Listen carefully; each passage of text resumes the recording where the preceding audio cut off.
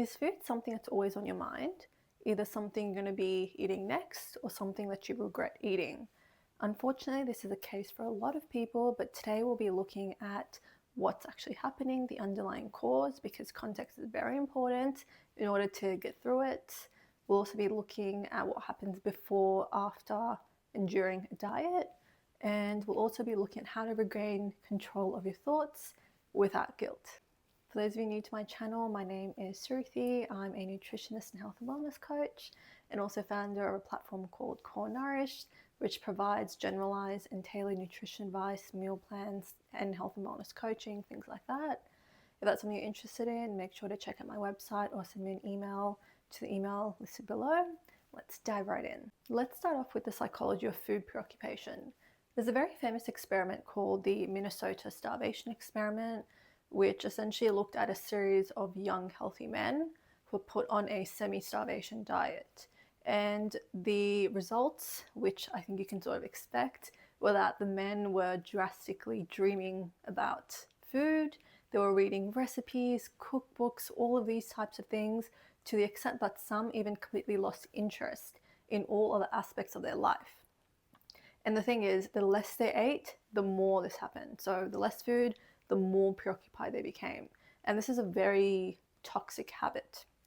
And this also translates to nowadays when you see people labeling food as good and bad, as I always say, everything in moderation other than trans fats. There's no such thing as good and bad food. It's just about how much of something you eat. And so by restricting yourself, being on all these crazy diets, your body essentially holds on more to the fat, more to it, because it feels unsafe, it feels scared. And your body's smart.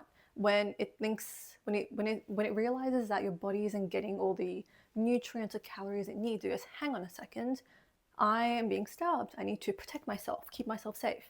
And as a result, it actually clings to fat more, which is why when you're on a very extreme diet or exercise regimen, you do tend to lose calories initially, but then there's a plateau.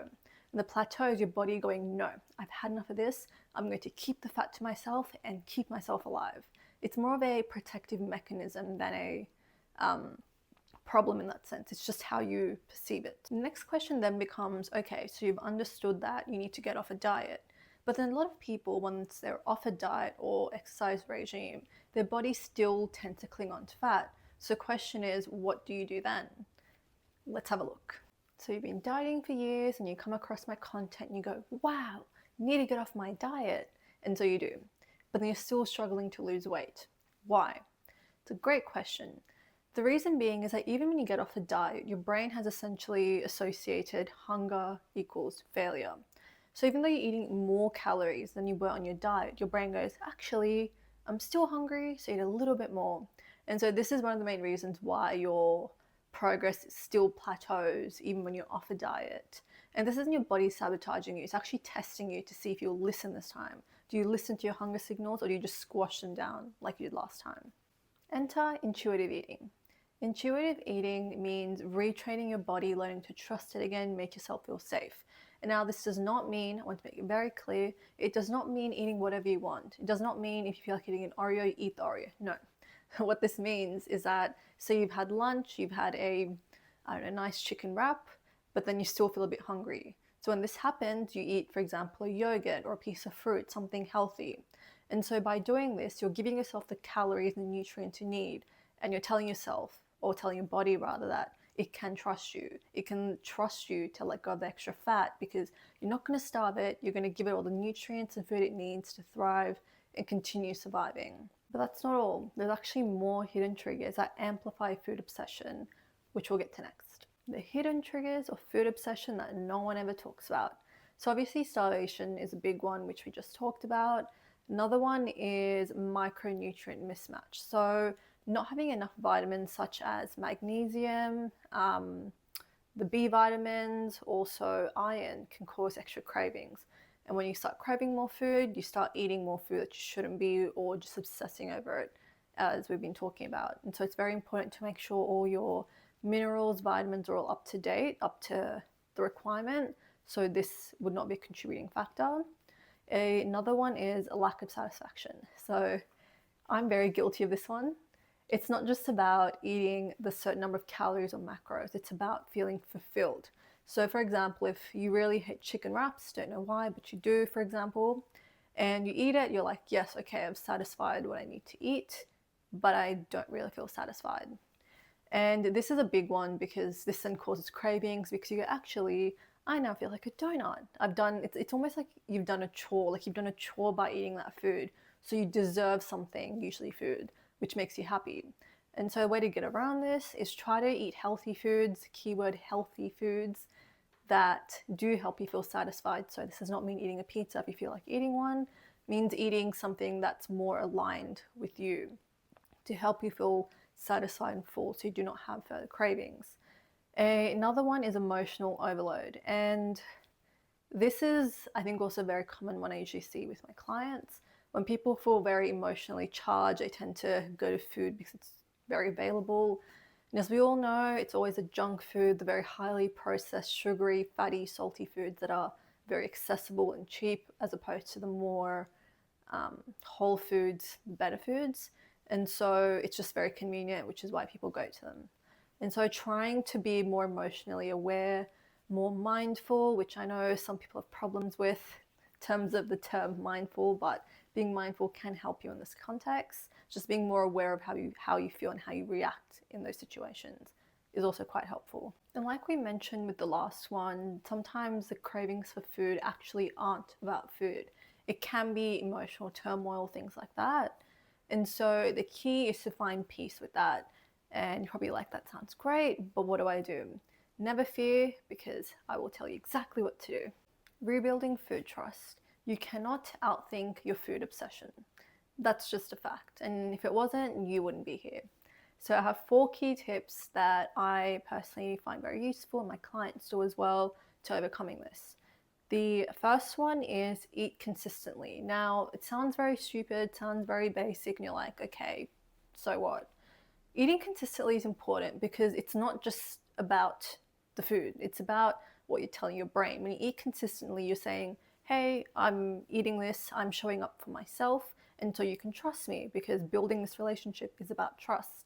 And think about it this way, right? If you had a friend who you'd make plans, but then 50% of the time this friend does not show up or is late or whatever, you start losing trust in this friend. And likewise, when you eat meals very randomly, your body doesn't know what to expect. And so it's like, actually, no, I'm going to keep all my fat to myself. That's what happens. And so that's why it's important to be eating consistent meals to rebuild that trust and to be able to then lose that fat. This next tip is very important, and all my tips are important, but this one's like extra important term. It's neutralize foods. Now, once I stopped classifying food as good and bad, everything shifted for me. This was like the game changer for me losing those extra few kilos years ago. And that's why I really put a big emphasis on this, because once you stop classifying foods and start looking at how they make your body feel and not about their morality, it's a big shifter. I know some smart ass out there is going to be like, but what if pizza makes me feel happy? Wake up. It doesn't, okay? You'll feel good for like 5 minutes of eating it, and halfway you're going to be like, oh no, I feel horrible. And especially as you get older, your body yells at you. It doesn't even like whisper, it yells. It's like, don't do this. And so you intuitively know if something's good or bad for you based on how it feels. And like, for example, right, some people their bodies might be able to tolerate more fiber than someone else. And so when 2 people eat the same thing, one person's body's like, cool, I can eat it. Another person's like, no, even though it's still technically healthy. So it's all about listening to yourself. So that's very important, and not classifying food. Number 3 is add before you remove. So this means rather than cutting back a whole bunch of food, actually add food, fiber, protein, good fats, color, stuff like that. And this is going to sound a bit controversial, but I can say it because I've seen it with my own 2 eyes so many times. People that have a lot of fat on them, they tend to be in a scarcity mindset. I know it sounds counterintuitive because you're like, but they would have eaten more food to become more fat. And yes, that is true, but when you actually talk to people, and this may be yourself, for example, when you actually really think about it, people that have a lot of fat on them, they usually are in the mindset of they can't achieve weight loss, or they can't do this, can't do that, or they can't eat healthy food, for example, because they're so into whatever they're eating. And so it tends to be a lot of scarcity mindset. So by physically adding food, healthy food, you are sort of letting go of that. And also, the more healthy food you eat, the better you feel. So it's like a positive cycle. And so by adding good foods, you're positively reinforcing to yourself and also the world, universe, whatever you want to call it. You're reinforcing that you are adding more, and so you're going to be able to achieve what you want, which is weight loss, quicker. The last one is micro mindfulness. Now, this does not mean sit down for 10 minutes, meditate. It means checking in on yourself from time to time throughout the day. Like, is what I'm eating good for me? Do I feel energized? Do I feel like I'm doing myself a service or a disservice? Just general things like that. And by doing this, you're forming a better connection with your body, more intuitively eating, which as a result helps you release any energies, any calories, fat, whatever you don't need. Ultimately, freedom from food does not mean never thinking about food.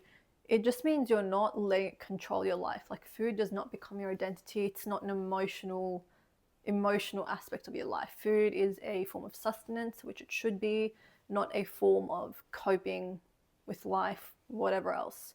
It's about being able to use it as a tool rather than being all consumed by it. So my challenge to you is for 1 week, try eating consistently, which means no skipping meals, trying to be connected with yourself, not emotional eating or anything I've mentioned before. Let me know in the comments below if it's something you've tried or anything you want to see next. As usual, make sure to like, share, and subscribe if you enjoyed this video, want to see more like that. And yeah, wishing you all happy digestive systems until the next one.